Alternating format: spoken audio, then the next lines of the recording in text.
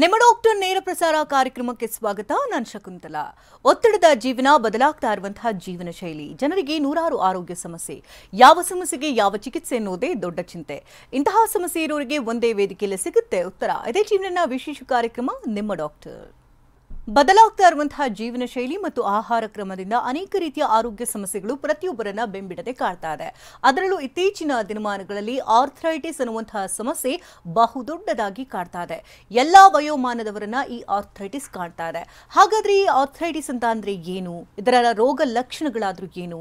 ಯಾವ ರೀತಿ ಚಿಕಿತ್ಸಾ ಪದ್ಧತಿಯನ್ನು ಅನುಸರಿಸಬೇಕು? ಯಾವ ರೀತಿ ಪಥ್ಯ ಇರಬೇಕು? ಎಷ್ಟು ದಿನಗಳ ಕಾಲ ಟ್ರೀಟ್ಮೆಂಟ್ ತೆಗೆದುಕೊಳ್ಳಬೇಕಾಗುತ್ತೆ?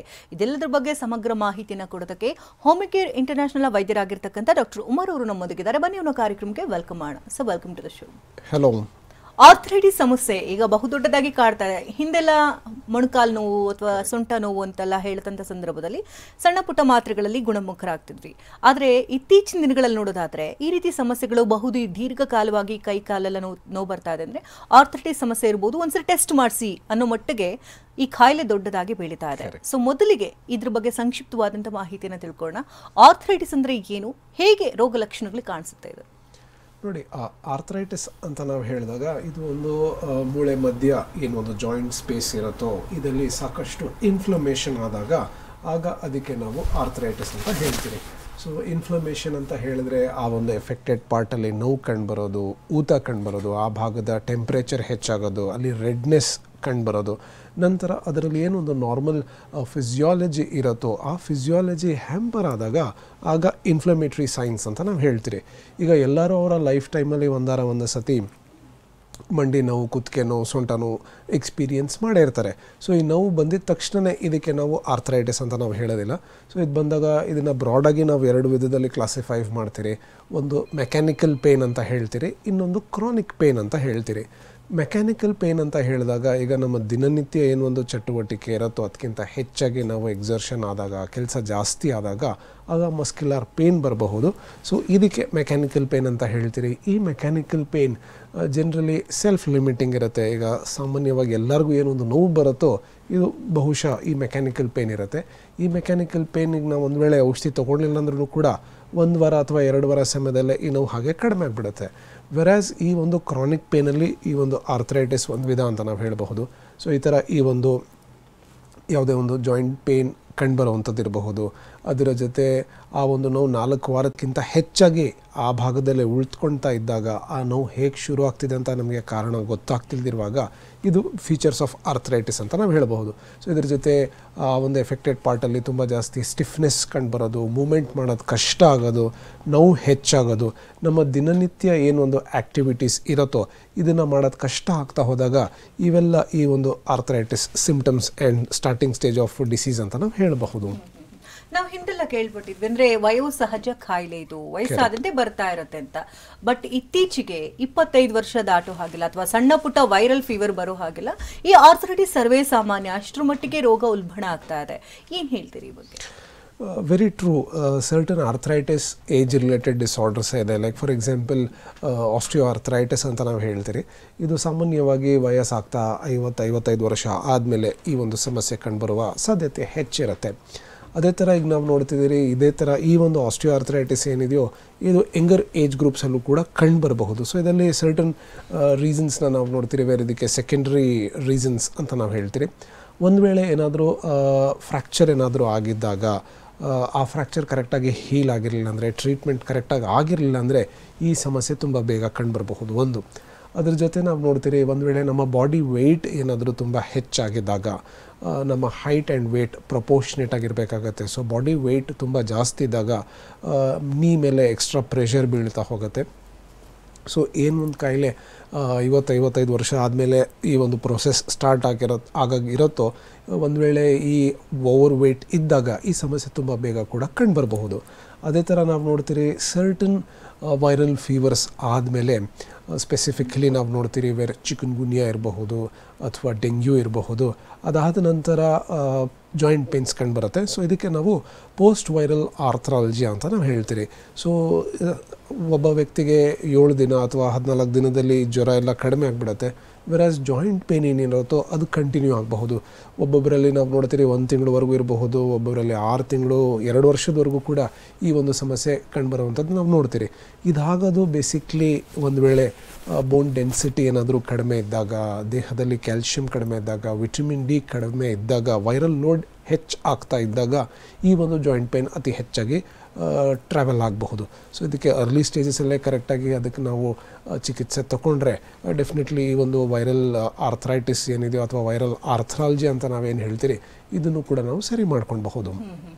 ಈಗ ಸಾಮಾನ್ಯವಾಗಿ ನಾವು ನೋಡ್ತೀವಿ, ಈಗ ಆರೋಗ್ಯ ತಪಾಸಣೆ ಅಂತ ಸರ್ವೇ ಸಾಮಾನ್ಯವಾಗಿ ಪ್ರತಿಯೊಬ್ಬರು ಕೂಡ ಮಾಡಿಸ್ತಾರೆ. ಅಂದರೆ ಈ ಆರ್ಥರೈಟಿಸ್ ಬಂದರೆ ಅಂದರೆ ಜೀವನ ಪರ್ಯಂತ ಇದೊಂದು ನೋವಿನ ಸಂಗತಿ ಅಂತ ಹೇಳ್ಬೋದು. ಅಂದರೆ ಮುಂಚೆನೇ ತಿಳ್ಕೊಂಡು ಪ್ರಾಥಮಿಕವಾಗಿ ತನಿಖೆಯನ್ನು ಮಾಡಿಕೊಂಡು ಚಿಕಿತ್ಸೆಯನ್ನು ಪಡ್ಕೊಂಡ್ರೆ ರೋಗವನ್ನು ಕಂಪ್ಲೀಟ್ ಆಗಿ ನಿರ್ಮೂಲನೆ ಮಾಡ್ಬೋದು. ಯಾವ್ಯಾವ ಟೆಸ್ಟ್ಗಳನ್ನು ಮಾಡಿಸಿ ಇದನ್ನು ನಾವು ಕನ್ಫರ್ಮ್ ಮಾಡ್ಕೊಳ್ಬಹುದು?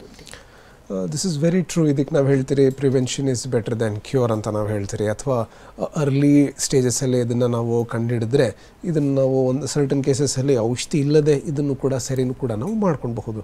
The first and foremost thing ನಾವು ನೋಡ್ತೀರಿ, ಬೇರೆ ಯಾವುದೇ ಒಂದು ಜಾಯಿಂಟ್ ಸ್ಪೇಸಲ್ಲಿ ನಮಗೆ ನೋವು ಕಂಡು ಬರ್ತಾ ಇದ್ದಾಗ ಒಂದು ವೇಳೆ 4 ವೀಕ್ಸ್ ಮೇಲೆ ಅಂದರೆ 1 ತಿಂಗಳಕ್ಕಿಂತ ಕ್ರಮೇಣ ಹೆಚ್ಚಾಗಿ ಈ ಒಂದು ನೋವು ಆ ಜಾಯಿಂಟ್ ಸ್ಪೇಸಲ್ಲೇ ಉಳಿದುಕೊಳ್ತಾ ಇದ್ದರೆ ಡೆಫಿನೆಟ್ಲಿ ಇದನ್ನು ನಾವು ನೆಗ್ಲೆಕ್ಟ್ ಮಾಡೋಕ್ಕೆ ಹೋಗಬಾರ್ದು. The first thing. Second important point, ಒಂದು ವೇಳೆ ನಮಗೆ ವಿತೌಟ್ ಎನಿ ರೀಸನ್ ಅಂದರೆ ನಮ್ಗೆ ಯಾವುದೇ ಥರ ಒಂದು ಪೆಟ್ಟು ಬಿದ್ದಿಲ್ಲ, ಜ್ವರ ಬಂದಿಲ್ಲ, ಏನೂ ಆಗಿಲ್ಲ, ಆದರೂ ಕೂಡ ನಾವು ಸ್ಟಾರ್ಟ್ ಆಗ್ತಿದ್ರೆ ಇದನ್ನು ಕೂಡ ನಾವು ನೆಗ್ಲೆಕ್ಟ್ ಮಾಡೋಕ್ಕೆ ಹೋಗಬಾರ್ದು.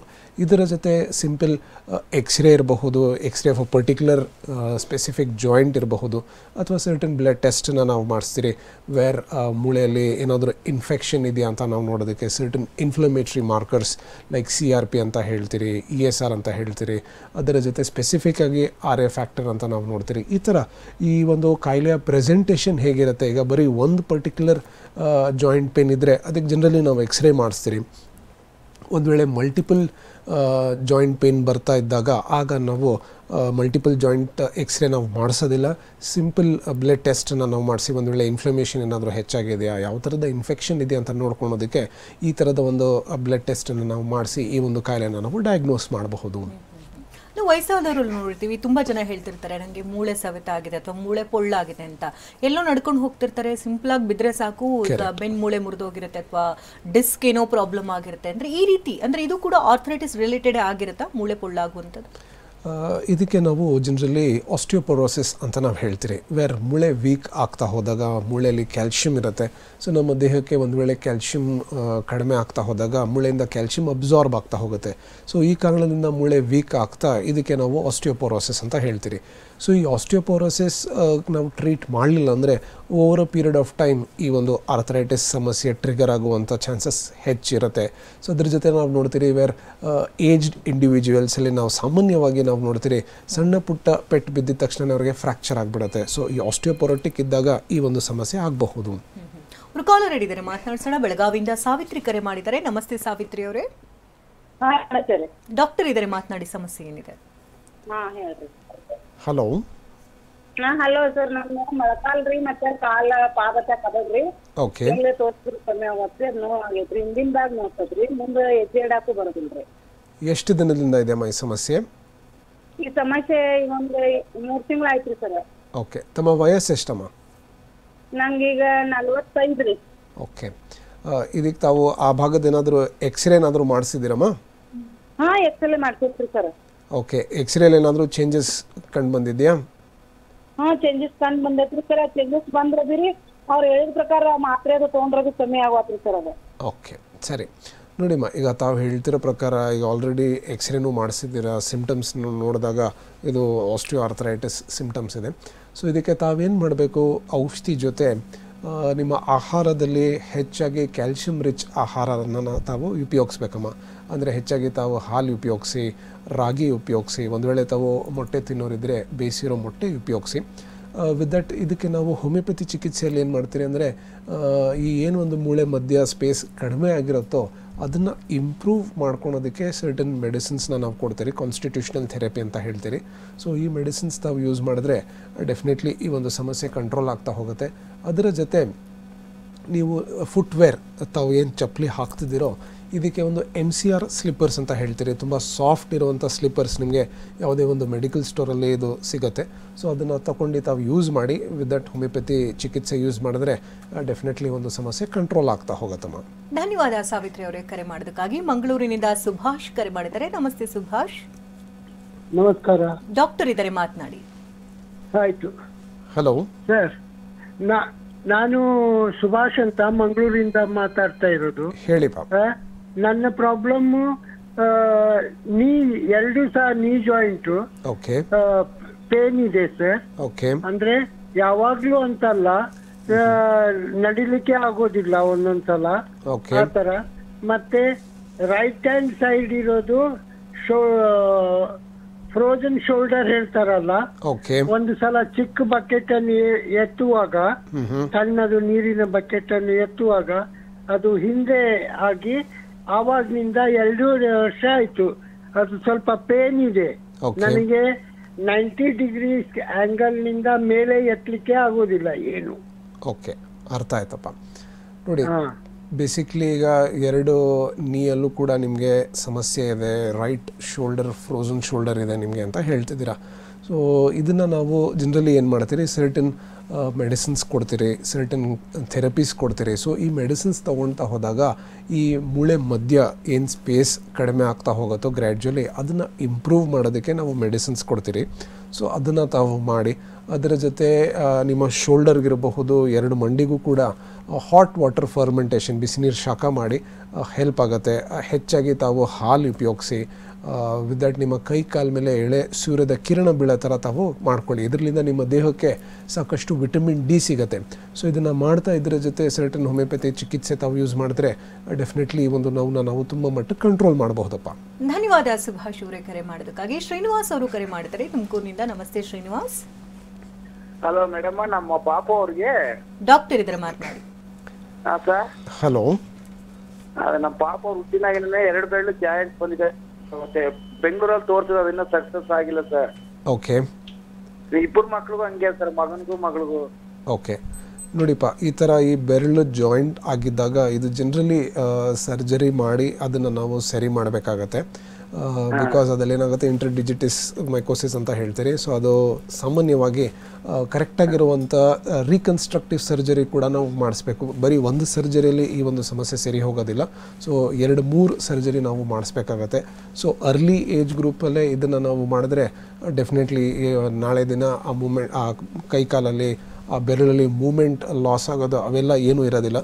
ಸೊ ಆದಷ್ಟು ಬೇಗ ಕರೆಕ್ಟಾಗಿರುವಂಥ ಸರ್ಜನ್ ಹತ್ರ ತಾವು ಸರ್ಜರಿ ಮಾಡಿಸಿದ್ರೆ ಹೆಲ್ಪ್ ಆಗುತ್ತಪ್ಪ.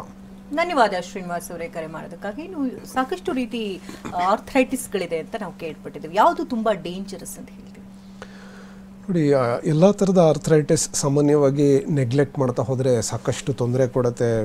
ನೋವು ಇರಬಹುದು ಅಥವಾ ಡಿಫಾರ್ಮಿಟಿ ಆಗೋದು ಡೆಫಿನೆಟ್ಲಿ ತುಂಬ ಜಾಸ್ತಿ ಇರುತ್ತೆ. ಬಟ್ ಇವೆಲ್ಲದಲ್ಲೂ ಕೂಡ ನಾವು ನೋಡಿದಾಗ ರುಮೆಟೆಡ್ ಆರ್ಥರೈಟಿಸ್ ಅಂತ ಒಂದು ಟೈಪ್ ಇದೆ. ಇದು ಜನರಲಿ ಒಂದು ಎಕ್ಸ್ಟ್ರಾ ಆರ್ಟಿಕ್ಯುಲರ್ ಡಿಸೀಸ್. ಅಂದರೆ ಈ ಒಂದು ಸಮಸ್ಯೆ ಮೂಳೆಗೆ ಎಫೆಕ್ಟ್ ಮಾಡ್ತಾ ದೇಹದ ಬೇರೆ ಟಿಶ್ಯೂಸ್ ಆ್ಯಂಡ್ ಆರ್ಗನ್ಸ್ಗೂ ಕೂಡ ಎಫೆಕ್ಟ್ ಮಾಡಬಹುದು. ಲೈಕ್ ಅದು ಕಣ್ಣಿಗೆ ಎಫೆಕ್ಟ್ ಮಾಡಬಹುದು, ಹಾರ್ಟಿಗೆ ಎಫೆಕ್ಟ್ ಮಾಡಬಹುದು, ಲಂಗ್ಸಿಗೆ ಎಫೆಕ್ಟ್ ಮಾಡಬಹುದು. ಸೊ ಈ ಥರ ನಾವು ನೋಡಿದಾಗ ಈ ರುಮೆಟೆಡ್ ಆರ್ಥರೈಟಿಸ್ನ ನಾವು ನೆಗ್ಲೆಕ್ಟ್ ಮಾಡಿದ್ರೆ ಸಾಕಷ್ಟು ಜಾಯಿಂಟ್ ಪೇನ್ ಸಮಸ್ಯೆ ಜೊತೆ ಬೇರೆ ಲೈಫ್ ಥ್ರೆಟನಿಂಗ್ ಸಿಮ್ಟಮ್ಸು ಕೂಡ ಸ್ಟಾರ್ಟ್ ಆಗಬಹುದು. ಅದು ಹಾರ್ಟಿಗೆ ಎಫೆಕ್ಟ್ ಆದಾಗ, ಲಂಗ್ಸಿಗೆ ಎಫೆಕ್ಟ್ ಆದಾಗ ಲಂಗ್ ಫಂಕ್ಷನಿಂಗ್ ಕಡಿಮೆ ಆಗ್ತಾ ಹೋಗುತ್ತೆ. ಬ್ರೀತಿಂಗ್ ಡಿಫಿಕಲ್ಟಿ ತುಂಬ ಜಾಸ್ತಿ ಆಗಬಹುದು. ಟೈಪ್ 2 ರೆಸ್ಪಿರೇಟರಿ ಫೇಲ್ಯೂರ್ ಆಗುವಂಥ ಚಾನ್ಸಸ್ ಹೆಚ್ಚಾಗಬಹುದು. ಸೊ ಈ ಥರ ಲೈಫ್ ಥ್ರೆಟನಿಂಗ್ ಕಾಂಪ್ಲಿಕೇಶನ್ಸ್ ಕಂಡುಬರಬಹುದು. ಸೊ ಈ ಕಾರಣದಿಂದ ನಾವು ನೋಡ್ತೀರಿ ಈ ರುಮೆಟೆಡ್ ಆರ್ಥರೈಟಿಸ್ನ ತುಂಬ ಡ್ರೆಡ್ಫುಲ್ ಕಾಂಪ್ಲಿಕೇಶನ್ಸ್ ಆಗುವಂಥ ಚಾನ್ಸಸ್ನ ಹೆಚ್ಚಾಗಿ ನಾವು ನೋಡಬಹುದು. ಸಾಕಷ್ಟು ರೀತಿಯ ಟ್ರೀಟ್ಮೆಂಟ್ಗಳನ್ನು ನಾವು ನೋಡಿದ್ದೀವಿ. ಆಯುರ್ವೇದ ಆಗಿರ್ಬೋದು, ಯುನಾನಿ ಆಗಿರ್ಬೋದು, ಅಲೋಪತಿ ಆಗಿರ್ಬೋದು, ಮತ್ತು ಹೋಮಿಯೋಪತಿ ಅನ್ನೋದು ಅಂದರೆ ಹೇಗೆ ವಿಭಿನ್ನವಾಗಿ ನಿಲ್ಲುತ್ತೆ ಅಂತ. ಯಾಕಂದರೆ ತುಂಬ ಜನ ಈಗಾಗಲೇ ನಾವು ಬೇರೆ ರೀತಿ ಪದ್ಧತಿನ ಅನುಸರಿಸ್ತಾ ಇದ್ದೀವಿ, ಇದಕ್ಕೆ ಶಿಫ್ಟ್ ಆಗ್ಬೋದಾ ಅನ್ನುವಂಥ ಗೊಂದಲಗಳಂತೂ ಇದ್ದೇ ಇರುತ್ತೆ. ಈ ಬಗ್ಗೆ ಮಾಹಿತಿ ಕೊಡೋದಾದರೆ ನೋಡಿ, ಹೋಮಿಯೋಪತಿ ಸಿಸ್ಟಮ್ ಆಫ್ ಮೆಡಿಸಿನಲ್ಲಿ ಈಗ ಈ ಒಂದು ಆರ್ಥರೈಟಿಸ್ನ ನಾವು ಟ್ರೀಟ್ ಮಾಡಬೇಕಾದಾಗ ಈ ಆರ್ಥರೈಟಿಸ್ ಏನಕ್ಕೆ ಆಗ್ತಾ ಇದೆ ಆ ಒಂದು ರೂಟ್ ಕಾಸ್ನ ನಾವು ಐಡೆಂಟಿಫೈ ಮಾಡ್ತೀರಿ. ಒಂದು ಇದರ ಜೊತೆ ಈ ಒಂದು ಮೆಡಿಸಿನ್ಸಲ್ಲಿ ಜನರಲಿ ಯಾವುದೇ ಥರದ ಒಂದು ಸೈಡ್ ಎಫೆಕ್ಟ್ಸ್ ಇರೋದಿಲ್ಲ, ಇದು ಹ್ಯಾಬಿಟ್ ಫಾರ್ಮಿಂಗ್ ಇರೋದಿಲ್ಲ, ಡ್ರಗ್ ಡಿಪೆಂಡೆನ್ಸ್ ಇರೋದಿಲ್ಲ. ಅಂದರೆ ಈಗ ಸಾಕಷ್ಟು ಬೇರೆ ಮೆಡಿಸಿನ್ಸಲ್ಲಿ ನಾವು ನೋಡ್ತೀರಿ, ಬೇರೆ ಔಷಧಿ ತೊಗೊಂಡಾಗ ಮಾತ್ರ ಅವ್ರಿಗೆ ನೋವು ಕಡಿಮೆ ಆಗ್ತಾ ಇರುತ್ತೆ, ಔಷಧಿ ಬಿಟ್ಟಾಗ ಮತ್ತೆ ಅದೇ ಥರ ನೋವು ಕಂಡು ಬರ್ತಾ ಹೋಗುತ್ತೆ. ಸೊ ಈ ಥರ ಇರೋದಿಲ್ಲ, ಬಿಕಾಸ್ ನಾವು ಆ ರೂಟ್ ಕಾಸಿಗೆ ನಾವು ಟ್ರೀಟ್ ಮಾಡ್ತೀರಿ. ಸೊ ಈ ಒಂದು ರೂಟ್ ಕಾಸಿಗೆ ಟ್ರೀಟ್ ಮಾಡಬೇಕಾದಾಗ ಒಂದು ಕಾನ್ಸ್ಟಿಟ್ಯೂಷನಲ್ ಥೆರಪಿ ಅಂತ ಒಂದು ಅಪ್ರೋಚ್ನ ನಾವು ಫಾಲೋ ಮಾಡ್ತೀರಿ. ಸೊ ಈ ಅಪ್ರೋಚಲ್ಲಿ ಒಬ್ಬ ವ್ಯಕ್ತಿಯ ಲೈಫ್ ಸ್ಟೈಲ್ ಹೇಗಿದೆ, ಅವರ ಫಿಸಿಕಲ್ ಅಟ್ರಿಬ್ಯೂಟ್ಸ್ ಹೇಗಿದೆ, ಅವರ ಮೆಂಟಲ್ ಅಟ್ರಿಬ್ಯೂಟ್ಸ್ ಹೇಗಿದೆ, ಅವರ ಲೈಫ್ ಸ್ಪ್ಯಾನ್ ಇನ್ವೆಸ್ಟಿಗೇಷನ್ ಹೇಗಿದೆ, ಅವರ ಫ್ಯಾಮಿಲಿ ಹಿಸ್ಟ್ರಿಯಲ್ಲಿ ಯಾರಿಗಾದರೂ ಈ ಥರದ ಒಂದು ತೊಂದರೆ ಇದೆಯಾ, ಇವನ್ನೆಲ್ಲ ನಾವು ಅನಲೈಸ್ ಮಾಡ್ತಾ ಸರ್ಟನ್ ಮೆಡಿಕೇಷನ್ಸ್ನ ನಾವು ಕೊಡ್ತೀರಿ. ಸೊ ಈ ಮೆಡಿಕೇಷನ್ಸ್ ತೊಗೊಳ್ತಾ ಹೋದಾಗ ಈಗ ಏನು ಒಂದು ಮೂಳೆ ಮಧ್ಯ ಈ ಒಂದು ಸ್ಪೇಸ್ ಕಡಿಮೆ ಆಗ್ತಾ ಇರತ್ತೋ ಅಥವಾ ಇನ್ಫ್ಲಮೇಷನ್ ಹೆಚ್ಚಾಗ್ತಿರತ್ತೋ ಇದು ಕ್ರಮೇಣ ಕಡಿಮೆ ಆಗ್ತಾ ಹೋಗುತ್ತೆ. ಸೊ ಈ ಔಷಧಿ ಜೊತೆ ನಾವು ಸಿಂಪಲ್ ಡಯಟ್ ಆ್ಯಂಡ್ ಎಕ್ಸಸೈಸ್ ಹೇಳಿರ್ತೀರಿ, ಇದನ್ನು ನಾವು ಮಾಡಿದ್ರೆ ಡೆಫಿನೆಟ್ಲಿ ಈ ಒಂದು ಆರ್ಥರೈಟಿಸ್ನ ನಾವು ತುಂಬ ಮಟ್ಟಿಗೆ ನಾವು ಟ್ರೀಟ್ ಮಾಡಬಹುದು. ಈಗ ಸಾಕಷ್ಟು ಪೇಷಂಟ್ಸ್ನ ನಾವು ನೋಡ್ತೀರಿ ವೇರ್ ಆಸ್ಟಿಯೋ ಆರ್ಥರೈಟಿಸ್ ಇದ್ದಾಗ ನೀ ರಿಪ್ಲೇಸ್ಮೆಂಟ್ ಅಥವಾ ಆಪ್ರೇಷನ್ ಮಾಡಿಸ್ಬೇಕು ಅಂತ ಹೇಳ್ತಿರ್ತಾರೆ. ಸೊ ಆ ಥರ ಸಾಕಷ್ಟು ಕೇಸಸ್ನ ನಾವು ಮ್ಯಾನೇಜ್ ಮಾಡಬಹುದು. ಒಂದು ವೇಳೆ ಅದನ್ನು ಸಂಪೂರ್ಣವಾಗಿ ಆ ಒಂದು ನೋವನ್ನ ನಾವು ಸರಿ ಮಾಡಲಿಲ್ಲ ಅಂದ್ರೂ ಕೂಡ ಅಟ್ಲೀಸ್ಟ್ ಆ ಒಂದು ಪೇಯ್ನ್ ಹೆಚ್ಚಾಗ್ದಿಲ್ದಂಗೆ ಅವರ ಡೈಲಿ ಆ್ಯಕ್ಟಿವಿಟೀಸ್ನ ಅವರು ಫಾಲೋ ಮಾಡ್ಕೊಳೋ ಥರ ಈ ಥರ certain palliative type of treatment ಅದನ್ನು ಕೂಡ ನಾವು ಕೊಡ್ತೀರಿ. ಸೊ ಇದನ್ನು ಮಾಡಿದ್ರೆ ಡೆಫಿನೆಟ್ಲಿ ಸಾಕಷ್ಟು ಪೇಷಂಟ್ಸ್ಗೆ ಈ ಒಂದು ಥೆರಪಿಯಿಂದ ಸಾಕಷ್ಟು ಅನುಕೂಲ ಆಗ್ತಾ ಹೋಗುತ್ತೆ. ಈಗ ರೋಗ ಗುಣಮುಖವಾಗಬೇಕು ಅಂತಂದ್ರೆ ರೂಟಿನಿಂದ್ರೆ ಅದನ್ನ ತೆಗೆದು ಹೊರಗಡೆ ಹಾಕಬೇಕು ಅಂತ. ಈಗ ತುಂಬಾ ಜನ ಏನ್ ಮಾಡ್ತಾರೆ, ಈಗ 1-2 ತಿಂಗಳ ಕಾಲ ತಗೊಳ್ತಾರೆ, ರಿಸಲ್ಟ್ ಸಿಗುತ್ತೆ, ಆಮೇಲೆ ಸ್ಟಾಪ್ ಮಾಡ್ತಾರೆ, ಮತ್ತೆ ಪೇನ್ ಸ್ಟಾರ್ಟ್ ಆಗುತ್ತೆ. ಅಂದ್ರೆ ಹೋಮಿಯೋಪತಿ ಅಂತ ಅಂದಾಗ ಎಷ್ಟು ದಿನಗಳ ಕಾಲ ಟ್ರೀಟ್ಮೆಂಟ್ ಬೇಕಾಗಬಹುದು? ಸಾಮಾನ್ಯವಾಗಿ ಈಗ ಅರ್ಲಿ ಸ್ಟೇಜಸಲ್ಲಿ ಇದ್ದಾಗ, ಈಗ ನಾನು ಆಗಲೇ ಹೇಳ್ತಿದ್ದೆ 4 ವಾರಕ್ಕಿಂತ ಹೆಚ್ಚಾಗಿ ನೋವು ಕಂಡು ಬರ್ತಿದ್ರೆ ಇದನ್ನು ನಾವು ನಿರ್ಲಕ್ಷಣೆ ಮಾಡೋಕ್ಕೆ ಹೋಗಬಾರ್ದು. ಸೊ ಈ ಥರ ಇದ್ದಾಗ ಇದಕ್ಕೆ ಅರ್ಲಿ ಸ್ಟೇಜಸ್ ಅಂತ ಹೇಳ್ತೀರಿ. ಜನರಲಿ ಅರ್ಲಿ ಸ್ಟೇಜಸ್ ಆಫ್ ಆರ್ಥರೈಟಿಸ್ನ ನಾವು ತುಂಬ ಬೇಗ ಇದನ್ನು ನಾವು ಸರಿ ಮಾಡಬಹುದು. ವಿತಿನ್ 2 ಮಂತ್ಸ್ 3 ಮಂತ್ಸ್ ಮೆಡಿಕೇಷನಲ್ಲೇ ಇದನ್ನು ನಾವು ಸಂಪೂರ್ಣವಾಗಿ ಸರಿ ಮಾಡಬಹುದು. ಬಟ್ ಒಂದು ವೇಳೆ ಈಗ ಒಬ್ಬ ವ್ಯಕ್ತಿಗೆ 5-6 ವರ್ಷದಿಂದ ಈ ಒಂದು ಸಮಸ್ಯೆ ಇದೆ ಅಥವಾ 2 ಮಂಡಿ ನೋವು ಕೂಡ ಹೆಚ್ಚಾಗ್ತಾ ಇದೆ, ನಡೆಯೋಕ್ಕಾಗ್ತಿಲ್ಲ, ಸೊ ಈ ಥರ ಸ್ಟೇಜಲ್ಲಿ ಲಾಂಗ್ ಟರ್ಮ್ ಮೆಡಿಕೇಷನ್ಸ್ ಅವಶ್ಯಕತೆ ಇರುತ್ತೆ. ಸೊ ಒಂದು ವೇಳೆ ಈಗ ಜೀನು ವ್ಯಾಲಮ್ ಅಂತ ಹೇಳ್ತೀರಿ, ಅಂದರೆ 2 ಮಂಡಿನೂ ಕೂಡ ತುಂಬ ಡಿಫಾರ್ಮಿಟಿ ಆಗಿಬಿಟ್ಟಿರುತ್ತೆ. ಸೊ ಆ ಡಿಫಾರ್ಮಿಟಿ ಆಗಿದ್ದಾಗ ಆ ಒಂದು ಕಾಯಿಲೆನ ನಾವು ಸಂಪೂರ್ಣವಾಗಿ ಗುಣ ಮಾಡೋಕ್ಕಾಗೋದಿಲ್ಲ, ಬಟ್ ಅದನ್ನು ನಾವು ಮ್ಯಾನೇಜ್ ಮಾಡ್ತೀರಿ. So palliative type of treatment ಕೊಡ್ತೀರಿ. ಸೊ ಈಚ್ ಇಂಡಿವಿಜುವಲ್ ಅವರ ಕಾಯಿಲೆ ಯಾವ ಸ್ಟೇಜಲ್ಲಿದೆ ಅದ್ರ ಮೇಲೆ ಈ ಥರದ ಒಂದು ಮೆಡಿಸಿನ್ಸ್ನ ನಾವು ಅಡ್ಮಿನಿಸ್ಟರ್ ಮಾಡ್ತಾ ಹೋಗ್ತೀರಿ. ಆಹಾರ ಪದ್ಧತಿ ಅನ್ನೋದು ತುಂಬಾನೇ ಮುಖ್ಯ. ನಾವೇ ಇಂಟೇಕ್ ತಗೊಳ್ತೀವಿ ಅದು ರಿಫ್ಲೆಕ್ಟ್ ಆಗುತ್ತೆ ಅಂತ ಹೇಳ್ತಾರೆ. ಯಾವುದನ್ನ ಅತಿ ಹೆಚ್ಚಾಗಿ ಸೇವನೆ ಮಾಡಬೇಕು ಅಥವಾ ಯಾವುದು ಕಂಪ್ಲೀಟ್ ಆಗಿ ವರ್ಜ ಅಂದರೆ ಈ ಸಮಸ್ಯೆಗಳಿರೋರಿಗೆ? ಜನರಲಿ ಆಸ್ಟಿಯೋ ಆರ್ಥರೈಟಿಸ್ ಅಥವಾ ಆರ್ಥರೈಟಿಸ್ ಇದ್ದಾಗ ನಾವು ನೋಡ್ತೀರಿ ಮೂಳೆಗೆ ಕ್ಯಾಲ್ಶಿಯಂ ತುಂಬ ಇಂಪಾರ್ಟೆಂಟ್. ಸೊ ಹೆಚ್ಚಾಗಿ ನಾವು ಹಾಲಿರಬಹುದು, ರಾಗಿ ಇರಬಹುದು, ಸೋಯಾಬೀನ್ಸ್ ಇರಬಹುದು, ಮೊಟ್ಟೆ ಇರಬಹುದು, ಇದನ್ನು ಹೆಚ್ಚಾಗಿ ಉಪಯೋಗಿಸೋದು ಒಳ್ಳೆಯದು. ಇದರ ಜೊತೆ ನಮ್ಮ ಕೈ ಕಾಲ ಮೇಲೆ ಎಳೆ ಸೂರ್ಯದ ಕಿರಣ ಬೀಳೋ ಥರ ನಾವು ಮಾಡಿಕೊಂಡ್ರೆ ಸಾಕಷ್ಟು ವಿಟಮಿನ್ ಡಿ ಸಿಗುತ್ತೆ. ಸರ್ಟನ್ ಇಂಡಿವಿಜುವಲ್ಸಲ್ಲಿ ನಾವು ನೋಡ್ತೀರಿ ವೇರ್ ಆಲೂಗಡ್ಡೆ ಇರಬಹುದು, ಬದನೆಕಾಯಿ ಇರಬಹುದು, ಇದನ್ನು ತಗೊಂಡಾಗ ಅಥವಾ ತುಂಬ ಜಾಸ್ತಿ ಮೀಟ್ ತಗೊಂಡಾಗ, ಆಲ್ಕೋಹಾಲ್ ಹೆಚ್ಚಾಗಿ ತಗೊಂಡಾಗ ಪ್ರೋಟೀನ್ ಹೆಚ್ಚಾಗಿ ಸರ್ಟನ್ ಆರ್ಥರೈಟಿಸ್ ಹೆಚ್ಚಾಗಬಹುದು, ಲೈಕ್ ಗೌಟ್ ಹೆಚ್ಚಾಗಬಹುದು. ಸೊ ಈ ಥರ ಇದ್ದಾಗ ಈ ಥರದ ಒಂದು ಫುಡ್ನ ನಾವು ರೆಡ್ಯೂಸ್ ಮಾಡ್ತಾ ಒಂದು ಬ್ಯಾಲೆನ್ಸ್ಡ್ ಡಯಟನ್ನು ನಾವು ಫಾಲೋ ಮಾಡಿದ್ರೆ ಸರ್ಟನ್ ಪ್ರೋಟೀನು ಬೇಕಾಗುತ್ತೆ, ಕ್ಯಾಲ್ಶಿಯಮು ಕೂಡ ಬೇಕಾಗುತ್ತೆ. ಸೊ ಈ ಥರ ಒಂದು ಬ್ಯಾಲೆನ್ಸ್ಡ್ ಡಯಟ್ನ ಫಾಲೋ ಮಾಡ್ತಾ ಸರ್ಟನ್ ಹೋಮಿಯೋಪತಿ ಮೆಡಿಸಿನ್ಸ್ ಮಾಡಿದ್ರೆ ಡೆಫಿನೆಟ್ಲಿ ತುಂಬ ಹೆಲ್ಪ್ ಆಗುತ್ತೆ. ಡಾಕ್ಟರ್, ಎಷ್ಟೊತ್ತು ಕಾರ್ಯಕ್ರಮಕ್ಕೆ ಆಗಮಿಸಿ ಆರ್ಥರೈಟಿಸ್ಗೆ ಹೋಮಿಯೋಪತಿನಲ್ಲಿ ಯಾವ ರೀತಿ ಚಿಕಿತ್ಸೆ ಇದೆ, ಎಷ್ಟು ದಿನಗಳ ಕಾಲ ನಾವು ಇದನ್ನು ಗುಣಪಡಿಸಿಕೊಳ್ಳಬಹುದು, ಜೊತೆಗೆ ಆಹಾರ ಪದ್ಧತಿ ಆಗಿರ್ಬೋದು, ಎಲ್ಲದ್ರ ಬಗ್ಗೆ ಕೂಡ ಸಂಕ್ಷಿಪ್ತ ಮಾಹಿತಿಯನ್ನು ನೀಡೋದಕ್ಕಾಗಿ ವೀಕ್ಷಕರ ಪರವಾಗಿ ಹಾಗೆ ವಾಹಿನಿ ಪರವಾಗಿ ಧನ್ಯವಾದಗಳು ತಮಗೆ. My pleasure.